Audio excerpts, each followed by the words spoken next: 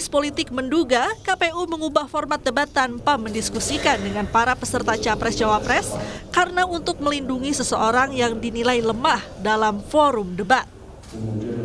Publik itu tidak mau bahwa Capres dan Cawapres yang bertanding itu tidak memiliki gagasan, tidak punya narasi-narasi besar, tidak punya diskursus yang bisa dipertanggungjawabkan kepada publik. Konteks perdebatan Cawapres, publik melihat Kiai Ma'ruf Amin misalnya itu underestimate.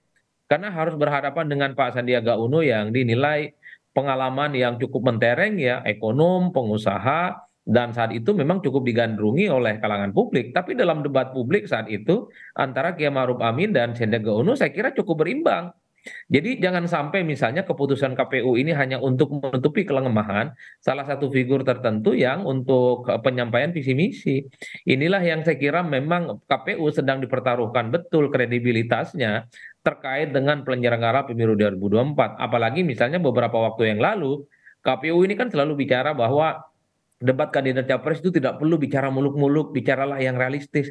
Apa-apaan KPU ngurus soal apa yang harus diomongkan oleh masing-masing calon. Publik itu melihat cawapres selama ini hanya sebatas ban serap, hanya sebatas pelengkap penderita. Cawapres itu hanyalah ornamen-ornamen yang dinilai tidak terlampau penting dalam kontestasi pemilu, Mas. Oleh karena itu, ketika ada formulasi debat capres dan cawapres, perdebatan yang paling banyak ditunggu oleh publik adalah soal cawapres. Jangan sampai kesan bahwa cawapres itu hanya sebatas ban serep dan pelengkap penderita, itu faktual dan nyata adanya. Dugaan tentang tak siapnya calon wakil presiden berdebat dibantah Ketua Umum Partai Golkar Airlangga Hartarto. Kan tapi soal debat cawapres itu Pak, ini kan ditiadakan Pak. Ini ada beberapa yang menganggap bahwa Gibran ini pasangannya cukup takut debat gitu Pak. Pak Airlangga menanggapinya seperti apa Pak? Kalau udah ikut pemilu mana ada yang ditakuti? Termasuk soal debat atau isu soal demokrasi itu ada yang takut ya Pak? Isu demokrasi kan pemilu itu bagian dari demokrasi. Karena ikut demokrasi ya biasa saja.